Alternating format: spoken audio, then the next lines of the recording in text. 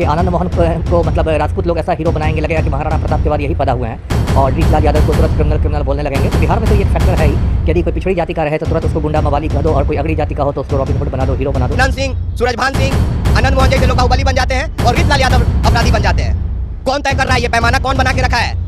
कौन बना के रखा है ये पैमाना कि अपराधी रीतलाल यादव और बाहुबली आनंद सिंह? पैमाना कौन बना के रखा है?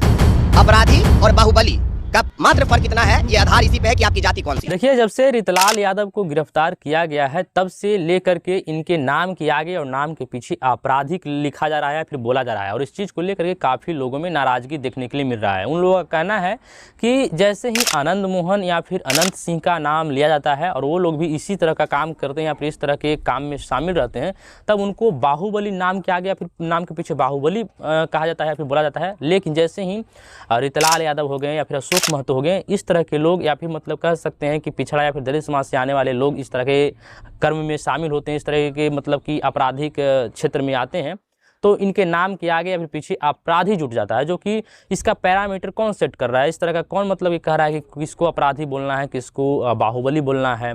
और इस चीज़ को लेकर के एक भाई ने भी पोस्ट किया था कि यही मनुवाद है। हालांकि इस चीज़ को हम सपोर्ट नहीं करते हैं कि कौन मतलब कोई अपराधी या फिर कोई मतलब बहुत बड़ा मतलब कि मतलब कह सकते हैं कि उसका गिरोह चलता है फिर कुछ गलत कर रहा है, तो कोई सही नहीं है। ना आनंद सिंह सही है, ना आनंद मोहन सही है, ना ही रीतलाल यादव सही है। इन सब चीज़ों का फैसला कोर्ट करेगी। लेकिन कहीं ना कहीं इस चीज़ का एक जाति भी फैक्टर होता है। बोलने में, कहने में लोग उस तरह से इस्तेमाल करते हैं।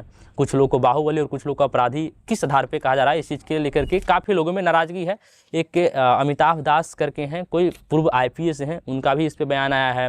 कुछ लोगों का भी इस पे बयान आ रहा है कि इस चीज़ का पैरामीटर आखिर सेट कौन कर रहा है। कि आनंद मोहन को मतलब राजपूत लोग ऐसा हीरो बनाएंगे, लगेगा कि महाराणा प्रताप के बाद यही पैदा हुए हैं और रीतलाल यादव को तुरंत क्रिमिनल बोलने लगेंगे। तो बिहार में तो ये फैक्टर है ही कि यदि कोई पिछड़ी जाति का रहे तो तुरंत उसको गुंडा मवाली कह दो, और कोई अगड़ी जाति का हो तो उसको रॉबिन हुड बना दो, हीरो बना दो। नंद सिंह, सूरजभान सिंह, आनंद मोहन जैसे लोग बाहुबली बन जाते हैं और रीतलाल यादव अपराधी बन जाते हैं।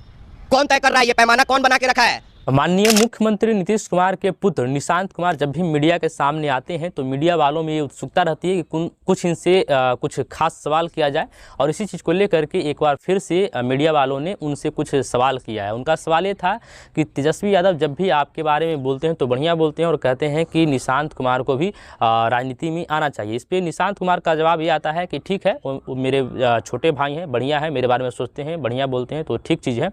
हालाँकि मीडिया वाला का एक और सवाल होता है कि क्या आप भविष्य में तेजस्वी यादव से गठबंधन कर सकते हैं या फिर आपस में दोनों भाई साथ आ सकते हैं। तो इस पर वो मतलब कि इग्नोर करते हुए दिखाई देते हैं और कहते हैं कि नहीं, क्या है, क्या है इसका ज़रूरत, इस तरह से करते हुए दिखाई देते हुए वहाँ से मीडिया वालों से बच करके निकलने का प्रयास करते हैं और निकल भी जाते हैं। भविष्य में आप दोनों भाई मिलेंगे, तेजस्वी और निशांत के? अरे ऐसा यंग है। अरे ऐसा क्या,